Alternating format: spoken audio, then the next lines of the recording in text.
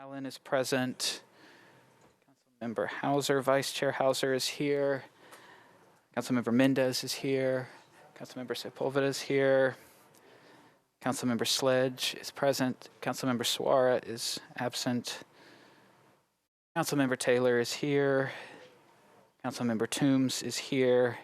And Councilmember Welsh is here. Got a nearly full house here tonight. We've got 4 items on the agenda. We'll begin with resolutions. First up, we have Resolution 2021-1232 by Parker, Allen, Welsh, Hauser, and Stiles. This amendment approves the third amendment to a grant contract for constructing affordable housing approved by RS 2017-965 between the Metro Housing Trust Fund Commission and Affordable Housing Resources. All right, properly moved and seconded. Is there any discussion about this amendment? Questions or discussion from members? Councilmember Sledge, you're recognized. Thank you, Chair. Just could we get somebody from the administration or from the trust fund just to give us a brief update on what's going on here? We have someone in the back. Let me. All right, you should be on at the mic back there. Thank you, Councilmember Parker, and thank you for your question, Councilmember Sledge. Affordable Housing Resources is requesting a third extension on their Round 4 contract with the Barnes Fund. They primarily are requesting this third extension due to clearing some back tax property titles. As you know, that process of clearing titles can sometimes take a long time. They have cleared 4 of the 5 properties now and are ready to begin construction and are close to securing a clear title on that last property, but they need the extension in order to complete that process in order for construction to begin. Excellent, thank you. Any other questions, Councilmember? No, thank you, Chair. Thank you for that. Thank you. Yeah, thank y'all for that update. Okay, seeing no other questions or comments on RS 2021-1232, all those in favor, please say aye. Any opposed? Any abstentions?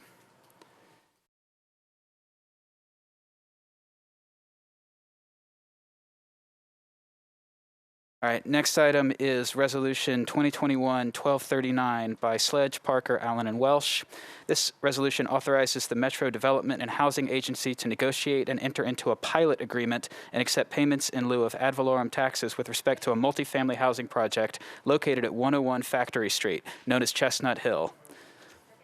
All right, properly moved and seconded. Councilmember Sledge, would you?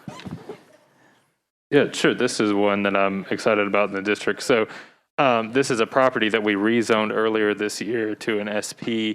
It was industrial land. It's vacant land right outside. It's in Chestnut Hill, sort of, but it used to be owned by Trevecca, if that helps place it for some people. This is a 204-unit development that is going to have units. All the units are going to be between 30 to 70% AMI. I know it says in the analysis it's 60% AMI. However, it will be income average, which I know we've talked about in some of the other projects we've done with pilots. So 30 to 70% AMI, 204 units. A fourth of those units will have project-based vouchers on them. So when we talk about 30% AMI, it's actually the potential to be a little bit lower than that in practicality. So it's accessible to a wide range of folks. Like I said, I'm really excited about this one because it's providing truly affordable housing, and it is a half-mile walk to the Murfreesboro Pike BRT light bus stop. So it is very near transit. So with that, I'd ask the committee to recommend approval. Thank you, Councilmember Sledge. Sounds like a fantastic project. Any other questions or comments on RS 2021-1239? All right, all those in favor of 1239, please say aye. Aye. Any opposed? Any abstentions? Thank you.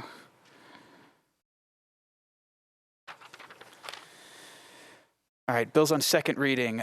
We have BL 2021-970 by Allen, Welsh, and others. Amends Section 2.24.250 of the Metro Code of Laws to require the proceeds of the sale of delinquent tax properties to be deposited into the Barnes Fund for Affordable Housing. Second. All right, it's been properly moved and seconded. Councilmember Allen, would you like to let us know a little bit about this legislation? Oh.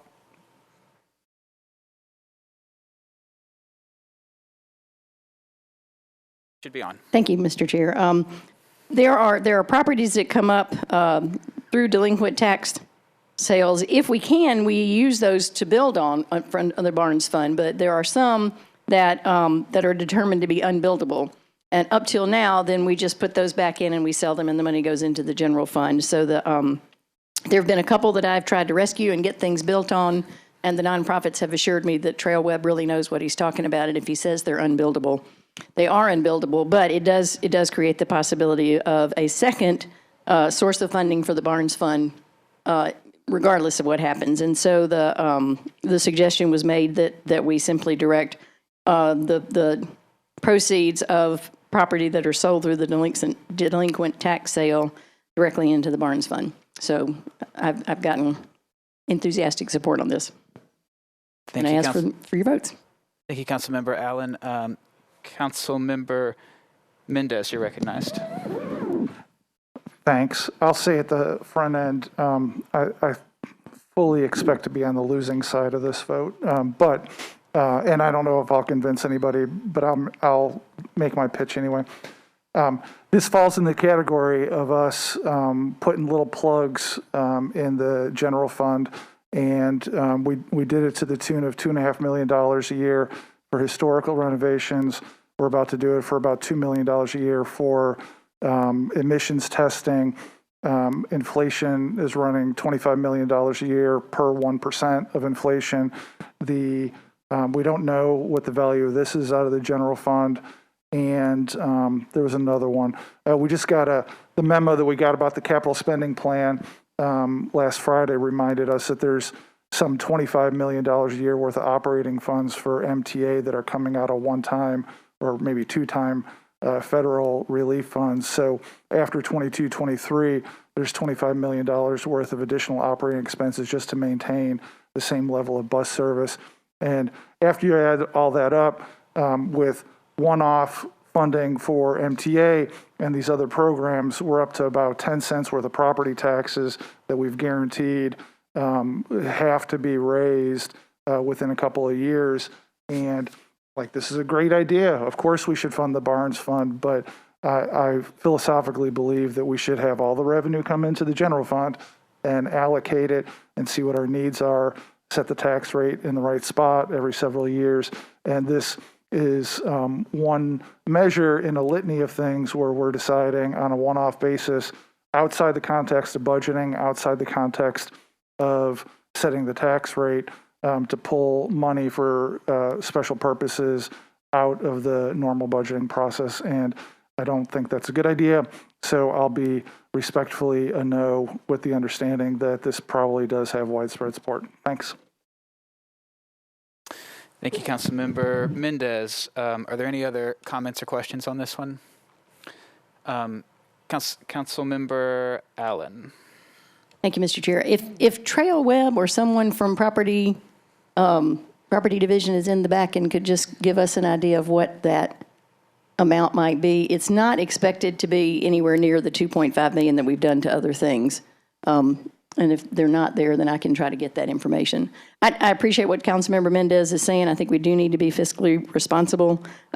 This is not expected to be a large amount of money. It's just that it falls under the area where it would be built on if it could, and it makes sense to dedicate it to that. So, if I may ask just quickly, currently a property, if it is buildable, would go to the Barnes Fund, and then if it's not buildable, it gets sold, and this would simply just capture that little bit of sale revenue there. Okay, and direct it to the Barnes Fund. Okay, any other questions or comments on BL 2021-970?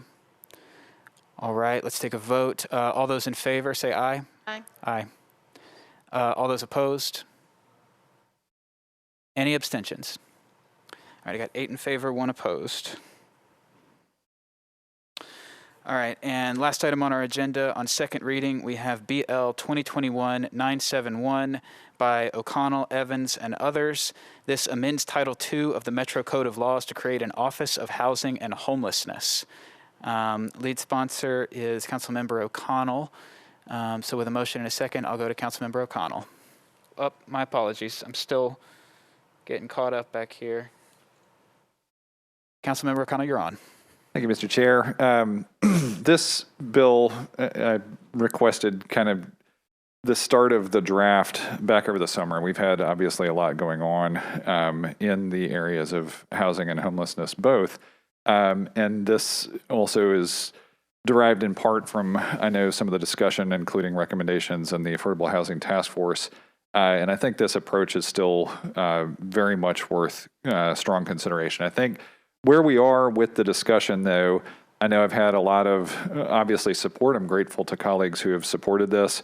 We've also had a lot of interest and a lot of questions, and it involves multiple departments at this point. And I think what I'd like to do is defer this for at least one meeting, and I guess I'd be interested in the chair's take on this. I think it would be prudent for the Affordable Housing Committee and possibly Public Health and Safety or possibly Government Operations to maybe have an opportunity to do this. I know you'll have a meeting coming up on Wednesday. If that's an appropriate forum for this, I'd be happy to have that joint committee considered if we'd rather do that at some other point here, either before or between holidays. Happy to look at that, but I think it would be appropriate to get this into a joint committee where we could have thorough discussion with appropriate staff available to speak to various components that would be affected by the bill. So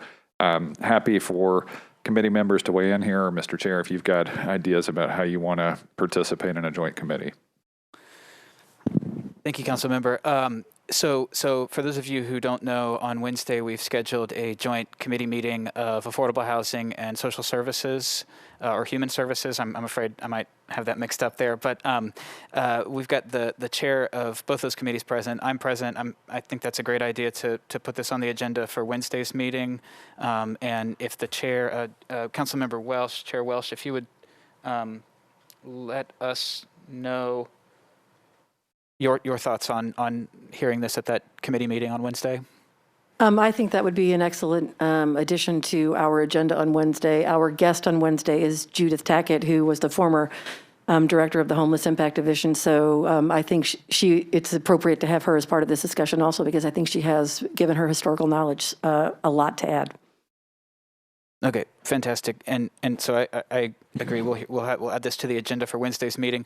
Councilmember O'Connell, did you say a 1 or a 2 meeting deferral was your motion? I think if you've got that coming up and we can do it on that agenda, I'd say let's refer it obviously to that, like get it on that agenda. And then I think a 1 meeting deferral is appropriate and we can reconsider at that time based on input we get from that. We're also having the Homelessness Planning Council is currently trying to schedule a special called meeting for November 17th to also consider the bill. So I think if we get that joint committee to weigh in and then the Homelessness Planning Council getting all that feedback back together, if we can do that over the next couple of weeks, I think by the first meeting in December, we should know kind of which way to go.